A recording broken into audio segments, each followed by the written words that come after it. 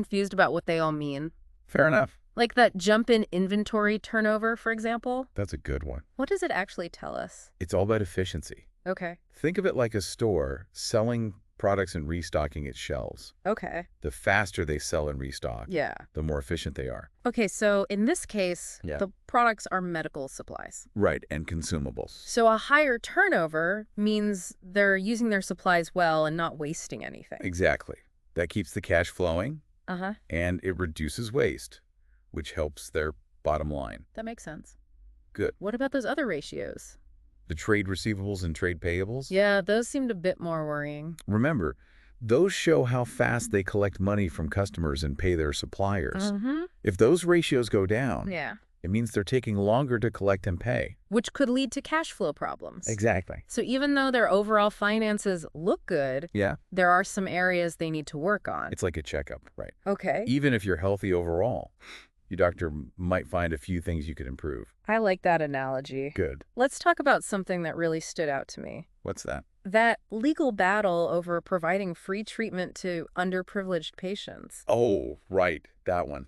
It seems so complicated, It is. especially for a private healthcare company. Yeah. They're trying to balance their social responsibility with their financial obligations.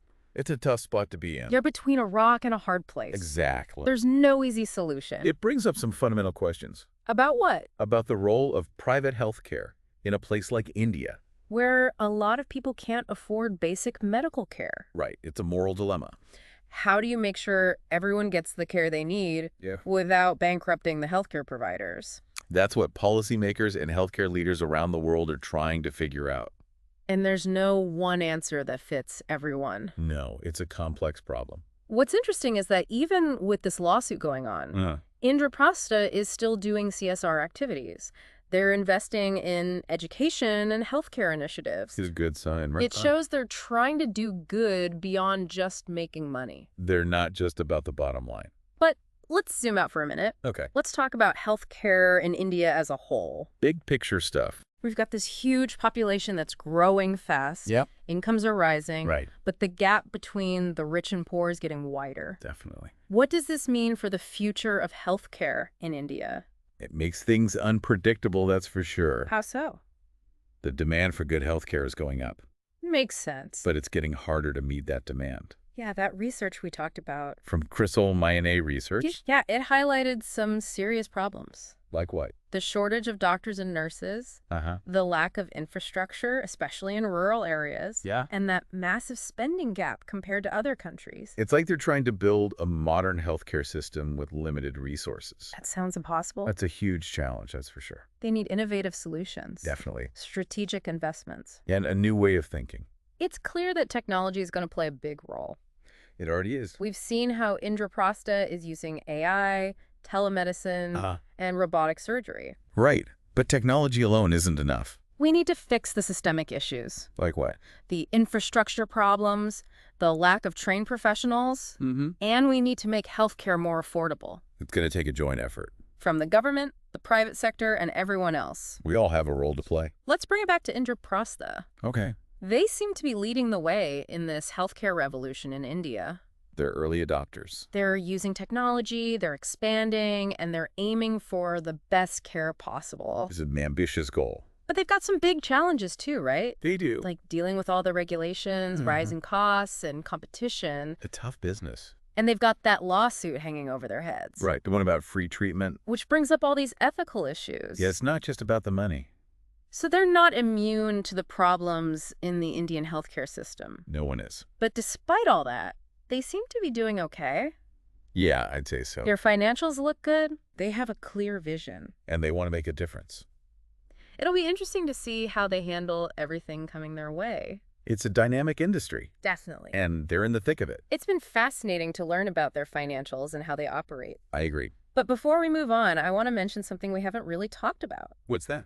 The human side of healthcare. Oh, absolutely. That's essential. It's easy to get caught up in the numbers and business strategies. Yeah, we can't forget about the people. It's about patients seeking care, Yeah. families supporting each other, and all the dedicated healthcare professionals working so hard.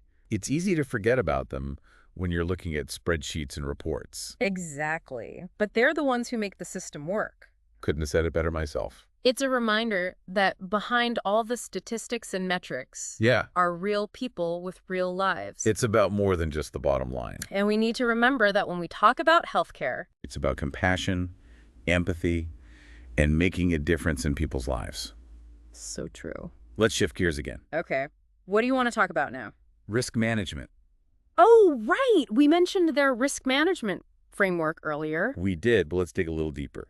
Their annual report talked about their risk management committee, and they said they're looking at all sorts of potential risks. Good. They're not ignoring the potential problems? They're not. They're considering both internal and external risks. Give me some examples. They're worried about rising costs, more competition, Mm-hmm. and changes in government regulations. Makes sense. They're also thinking about the risk of lawsuits. From medical negligence. Yeah, that's a big concern for any healthcare provider. And they're even considering things like natural disasters. Or other unforeseen events, basically. It sounds like they're trying to be as prepared as possible. I was impressed by how much they emphasized infection control. That's so important, especially in a hospital. They're really serious about it. Tell me more. They have a whole program focused on preventing infections. Okay. They focus on hand hygiene, using protective gear, and keeping everything clean. It sounds thorough. It's good to see they're not cutting corners when it comes to patient safety. Absolutely, but no amount of planning can get rid of all the risks. Sure. There's always some uncertainty, especially in healthcare. It's a complex and constantly changing industry. But having a good risk management plan, Yeah. it helps them identify, assess, and mitigate those risks. So they can be proactive and prepared. Exactly, instead of being caught off guard. Okay, so they're taking risk management seriously. They seem to be. But let's get back to the core of their business. The financials. Exactly. We talked about revenue and expenses before, We did. but I'd like to dive deeper into those financial statements. Okay, let's do it. They give us a detailed look at how Indraprastha is doing financially. We can see how they're managing their money, their assets, their debts. Where's the money coming from? Where's it going? It's all there. The balance sheet is usually a good starting point, right? It is. It shows us their assets, liabilities, and equity. What jumps out at you when you look at their balance sheet? The first thing I notice is their big investment in property, plant, and equipment. That's no surprise. Their facilities and medical equipment are their most important assets. Exactly. They also have a lot of cash on hand. That's a good sign. It means they can pay their bills without any problems. And make investments when they need to. But what about their liabilities? What are they mainly made up of?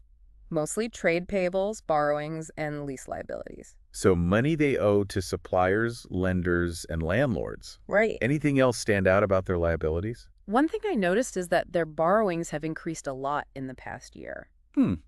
Interesting. It could mean they're taking on more debt to finance their growth.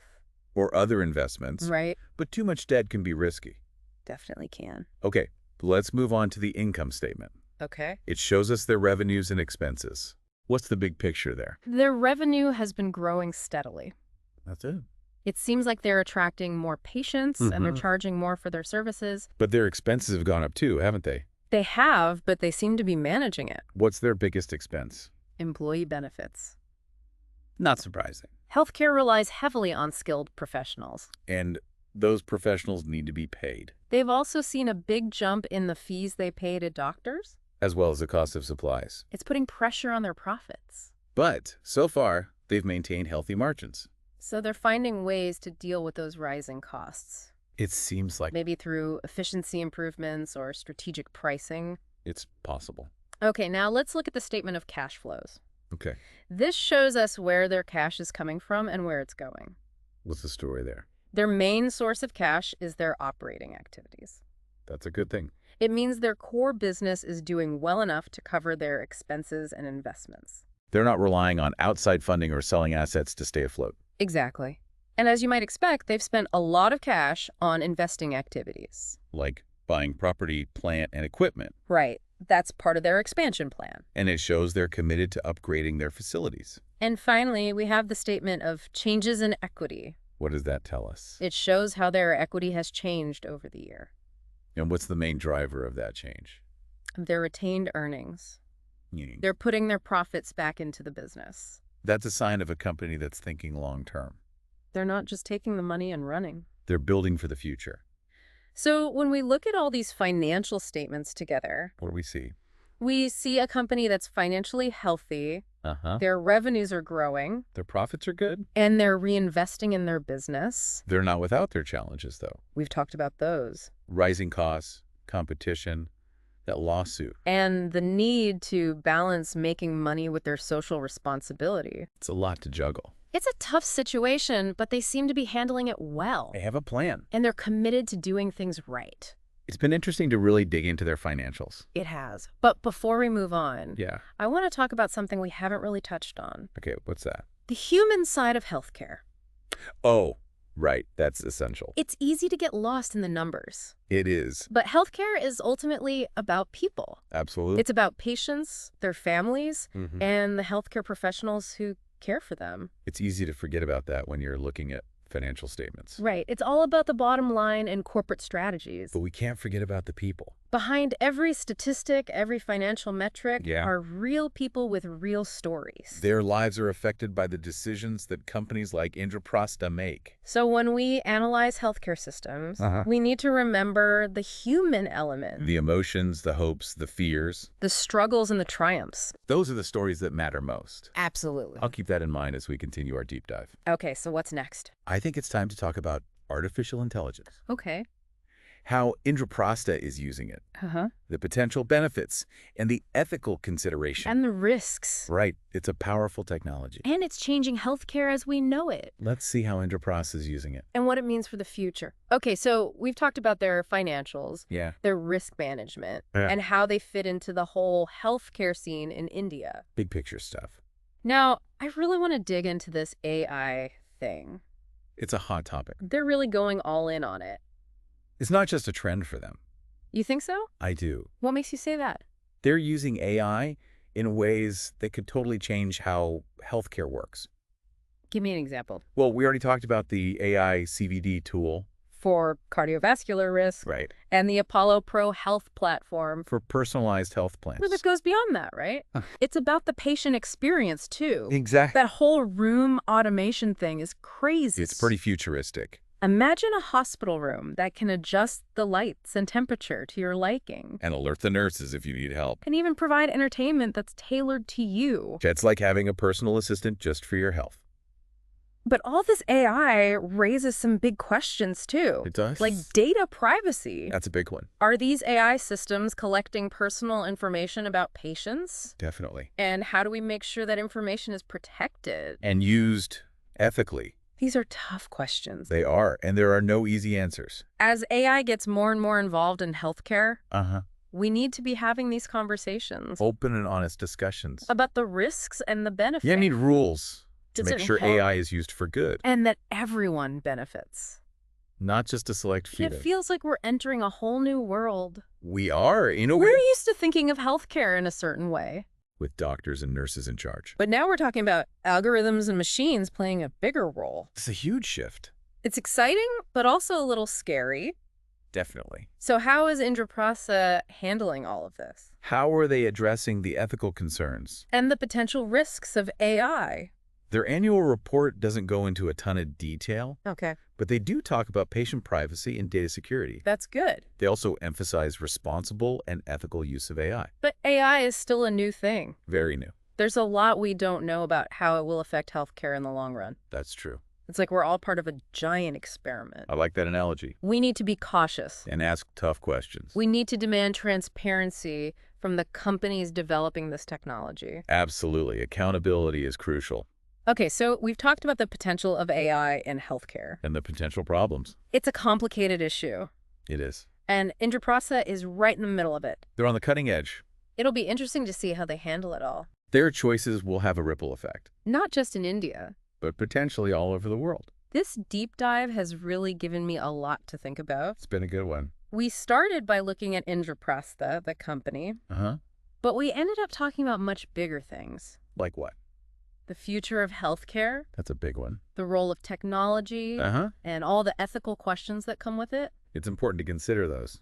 I feel like I understand Indraprastha a lot better now, That's okay. but I also have a better grasp on the healthcare industry as a whole. That's what we aim for. It's so much more complex than I realized. There are a lot of moving parts. So as we wrap up, Yeah.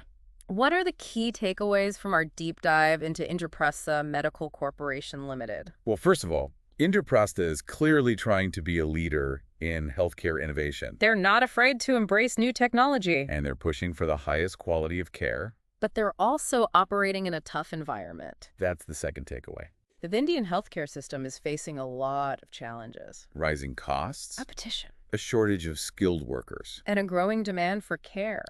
It's a tough situation. But Indraprastha isn't just focused on making money. That's the third takeaway. They're doing CSR work. Uh-huh. And they're thinking about the ethical implications of their decisions. It's like providing care to those who can't afford it. It's a balancing act. It is. And finally, Yeah. Indraprastha is a company to keep an eye on. They're making waves. Their choices could shape the future of healthcare in India. And maybe even beyond. I'm going to be watching them closely. Me too. As you go about your day today. Uh-huh. Think about what we've discussed. It's important stuff. Think about the role of technology in healthcare. And the ethical side of things. And the challenges facing healthcare systems all over the world. It's a global issue. And remember, Yeah. healthcare is about people.